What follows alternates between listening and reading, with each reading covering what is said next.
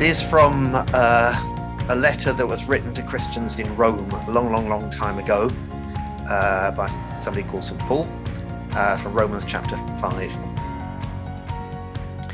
Therefore, since we've been justified through faith, we have peace with God through our Lord Jesus Christ, through whom we've gained access by faith into this grace in which we now stand, and we boast in the hope of the glory of God. Not only so, but we also glory in our sufferings, because we know that suffering produces perseverance, and perseverance, character, and character, hope. And hope does not put us to shame, because God's love has been poured out into our hearts through the Holy Spirit who's been given to us. You see, at just the right time, when we were still powerless, Christ died for the ungodly. Very rarely will anyone die for a righteous person, though for a good person, someone might possibly dare to die. But God demonstrates his own love for us in this: while we were still sinners, Christ died for us. Going to be thinking a little bit about love and about character this evening. And if screen sharing works properly, then here's a bit of something to do with love to think about.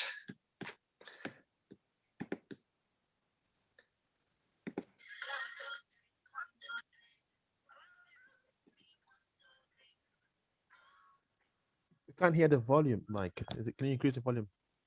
Oh.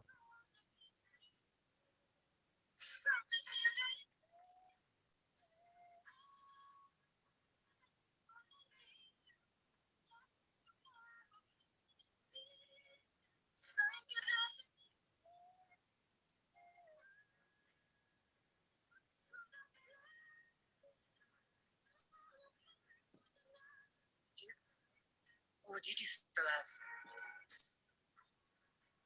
Dior, the new Perfume, Dior.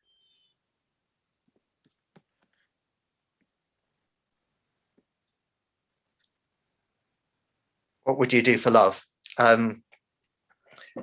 Well, I suppose if we follow that commercial, we would jump off piers in inappropriate clothes, drive cars very quickly on sand, push people over and throw flowers in their face, which is not probably a very sensible thing to do for love. But let's be honest, we've all done some really embarrassing and very silly things for love in our lives, particularly if we go back a bit, maybe some of us more recently, you never know. I was trying to be honest about my own past, and as a teenager, I wrote some dreadful poetry, and I even once or twice gave it to a couple of girls I rather liked, which was very stupid of me. Another time I did jump into somebody's front garden and cut a whole lot of roses and run off with them, which impressed the young lady who got them, but probably not the gardener. If we had time for another icebreaker, I'd probably say, okay, everybody, fess up. What's the most really embarrassing thing you did when you were in love as a teenager? But that just might be a bit too much to cope with. So I won't ask you. It's all right. You can put it in the chat box if you want. But the reality is this, that love's a powerful thing, but it doesn't always have a positive effect on our lives. Sometimes it's just something gets out of control. Sometimes we do silly things. It's a powerful motivation, but if it's just about feelings and being besotted with someone, it's not something really to put too much weight on. As you probably know, I think because you've got a series on love going on, I reckon you might have talked about this before, but that there are different words for love that the Bible uses. Having different words for love is really quite a good thing. I often feel sorry for the French because they've only got one word for love and like. If somebody asks me, do you know Jenny? And I say, oh yes, I like her a lot. It's very different from saying I love her a lot. And in English, it really does save an awful lot of embarrassment that we can sort out the two things. I often wonder whether a lot of things in France have happened because they've only got one word for like and love. And a lot of French life might be much less complicated if they had a more varied language. Well, the thing is about the language that the New Testament of the Bible was written in, there are lots of different words for love, not just one or two, which means you can say more exactly what you mean. And if you're feeling like you're passionately in love with someone, you can use a word. And if you're feeling like you really like somebody a lot and they're a good mate, you can use a different word. And then there's another word which really only started when the New Testament was written. We think it might have been around before, but certainly Christians sort of got hold of it and they used it as their special word for love.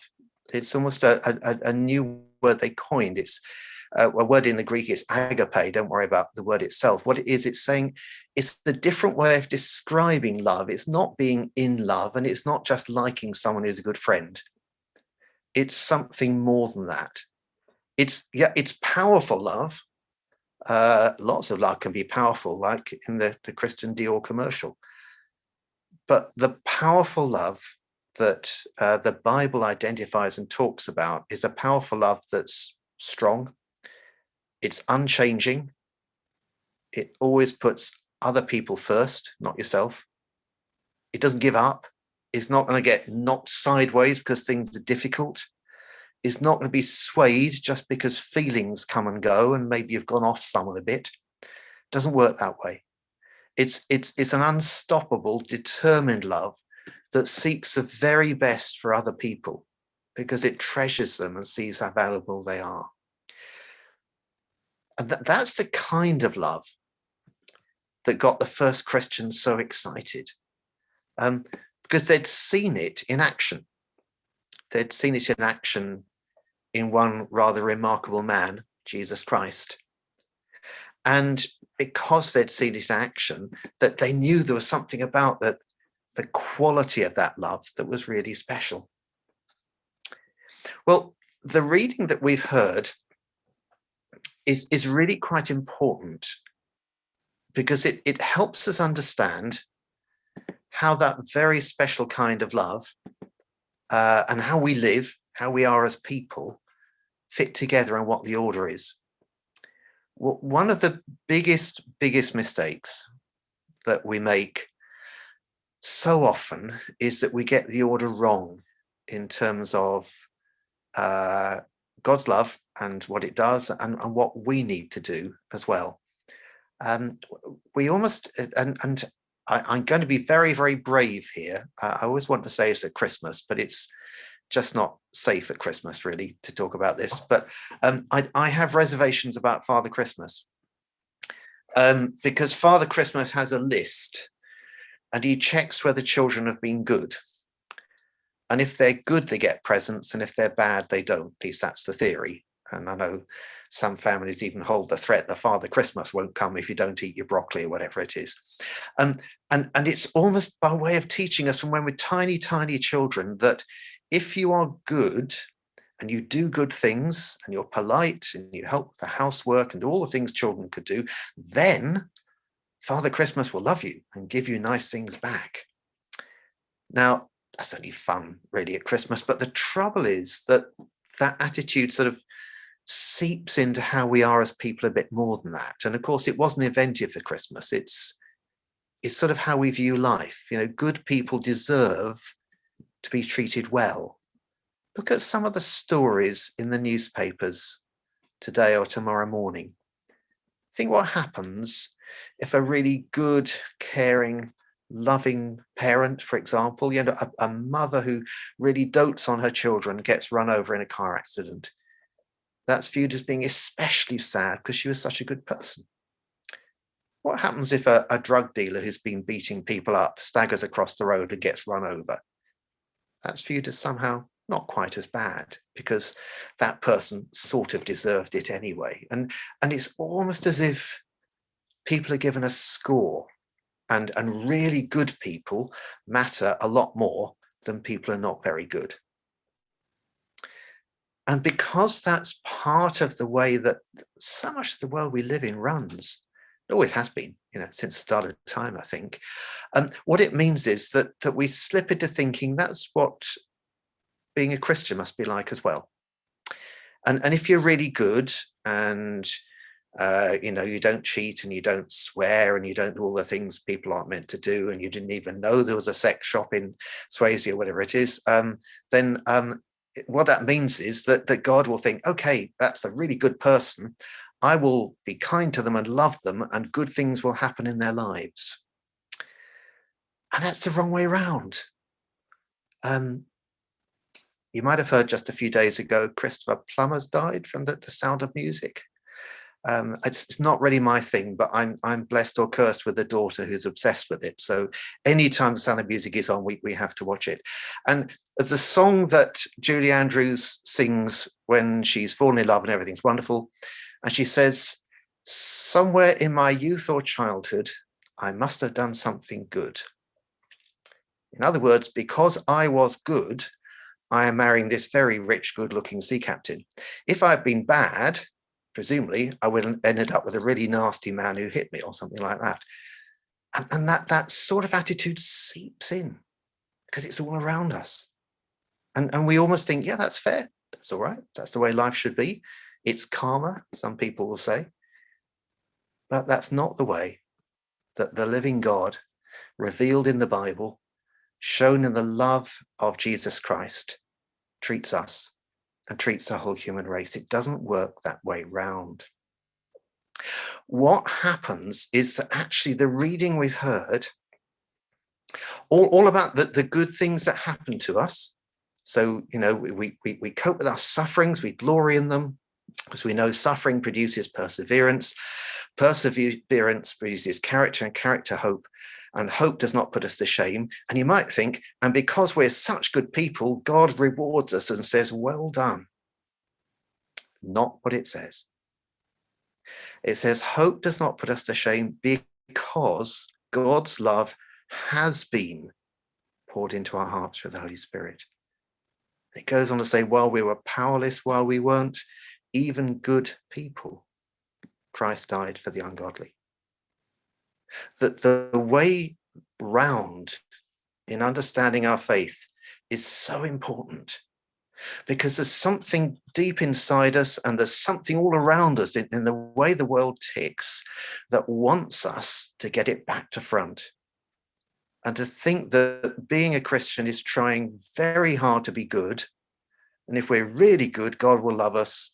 And if we get 51% or more, we'll end up in heaven. It doesn't work that way. Christ died for us while we were still powerless, while we couldn't do anything at all, while we had no hope, while we had no chance whatsoever of being good enough. Christ died for us. And just that we don't get it wrong, St. Paul wrote our reading, goes on and says a bit more, and he says, okay, I know that maybe for a really good person, somebody might die. It could happen. But the whole point is that while we're still sinners, while we'd slipped away from God, God gave his only dear son, Jesus, and Jesus freely, out of love for us, gave up his life on our behalf. It doesn't start with our character. It starts with the love of God, which we don't deserve, which we can never imagine, that we can never really ever fully understand. We can't get our minds around it. And the Christian faith in the end isn't about understanding, it's about knowing. The Bible doesn't say God so loved the world that he explained everything really carefully so we could work it all out. It says God so loved the world that he gave his only begotten son, that whoever believes in him might have eternal life. It's not about God expecting us to do stuff. It's not about God expecting us to understand stuff. It's about God loving us and loving us so much that he's given us the most precious thing there is when we deserved nothing. It's like going back to the Father Christmas story, the most badly behaved child you can think of, trashing the whole house, kicking his parents, burning the house down, and then finding that Father Christmas arrives with a whole sleigh load to give him. just wouldn't work at Christmas, because Father Christmas, sadly, does what most of the world does. He rewards us for being good, doesn't reward us for being bad. But God's world is the other way around. God just can't help loving us. There's almost a sense in which that rather silly commercial we started with is maybe just a little bit more appropriate than we realize, because God's love, it's beyond rational, really. It's not sensible love. It's love that we can't get our minds round. And then what matters is that we just simply have to accept that God is overwhelmingly, almost, dare I say, yeah, I think almost silly in the way he loves us. Jesus told some stories about people who did silly things. Like a father whose son had already wasted loads of money and shown him huge disrespect, who, when the son comes back, just runs halfway down the road and grabs him in a great big hug. That's not sensible love. That's a father who's been treated very badly. It's an overwhelming love that just can't be held back by anything else. And what happens then? What happens then, and maybe this helps a bit, Charlotte, with your question, I'm not sure. But what happens then is that God's love sort of seeps into us and changes us. We don't always know or understand how. Well, many years ago, when I was my late teens, I had a good friend who, quite surprisingly, discovered God in a remarkable way, and he became a Christian, not the sort of person I would have expected at all. And we were doing a sponsored walk, which meant we were soaked to the skin and tramping across these muddy fields. And he was saying, Mike, I'm so depressed. So I said, why? And he said, well, this Christianity stuff, I've tried it and it hasn't made a difference to my life at all. And my jaw nearly hit the ground, because I said, Richard, do you realize you're the most changed person I've ever seen?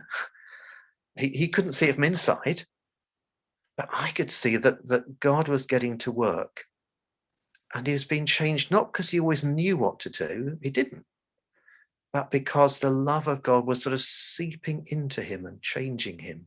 I had a lovely story, going back to a commercial again, of somebody who lived fairly close to Perfume producer. And one of the things you would notice is that the people who worked in this perfume factory just smelled different when they walked past. You couldn't avoid it. It just seeped into them. And although I'm sure the manufacturers didn't want to waste it and would do all they could to prevent this wonderful scent from seeping into the clothes and the hair and everything else of the people who worked there, if you sat down and had a coffee after work with somebody who worked there, you would smell the difference, because they'd been surrounded by that perfume. And often we don't know what to do. Often we haven't got clear instructions. Often we just will be confused. But what happens is, as that love of God more and more fills us, as we take time with that God who loves us so much, as we soak it in, so it comes out. And what is inside will be revealed, because it has gone deep into us. And often it comes out, I suppose, most strongly when you don't have time to think about it. Years and years back, when my oldest son was about 15, his school did a French exchange. You went and stayed with a French family for a bit, and then their child came back and stayed with your family. And it basically worked out that the boys all got French boys to go and stay with, girls have got French girls. Apart from Tom, he got Letitia, who was this gorgeous French girl. I don't know how he swung it, but they got on very well, and she actually came to stay with us twice. And she spoke really very good English for her age. She was obviously a bright kid, and I guess English is a bit cool if you're in France, so you want to learn the words of songs and things. And I was really impressed how well she got on with her English, sorry, until she got stung on the toe by a wasp.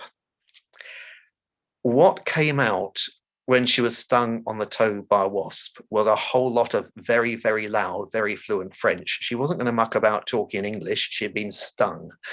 And in a sense, when we're under pressure, what comes out is what's deep inside. Now, I hasten to add, for the sake of her reputation, my French is not bad.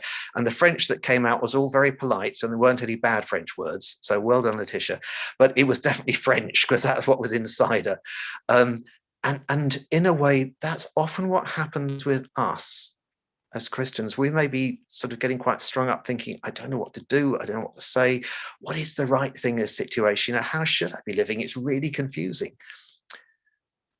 But very often what's happened is, if the love of God, which is that powerful, unstoppable love that tracks us down and seeks our best all the time, if that love of God is flowing through our whole selves, then it will come out.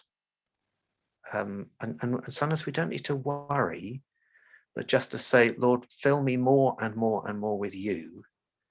And then what will come out is what you've breathed in, the love which is stronger than death, the love that you showed when you sent your dear son for me and this world, because you loved us so much. So I hope that's helpful. It can seem like sometimes, yes, it's almost too good to be true. It can seem like it's almost irrational, but that's probably because the love of God is a bit irrational. It's not reasonable that God should love us as much as God does. God just does love this world. He's overflowing with love for these people he's made. He's overflowing with love for people who are good and with love for people who are bad. And because that is what the love of God is like, we can have hope, because we're not hoping in being good. We're not even hoping in being just about good enough or a bit better than average. It's not about that at all. We're knowing that God loves us because he just can't stop. His love is overflowing. We simply need to, in a sense, stand in it and let it fill our lives afresh. And if we do that, then we will be changed, because we're in touch with the strongest love in the whole universe. And as we are changed, so our characters will be different. And in a world where we're all a bit shaken up and frightened and not quite sure what's going to happen next in the middle of this pandemic, we can have hope, because love that strong is stronger than death, stronger than anything that can be thrown at us. And we can be confident, because a God who loves us that much can be trusted, whatever the future holds. So I hope that's helpful. Yeah, I'd love to sort of see if anybody's got any comments or thoughts or questions or anything else. Or if you want to tell us the most embarrassing thing you did when you were in love as a teenager, that'd be nice. But there might be better things to talk about as well. Over to you, everybody.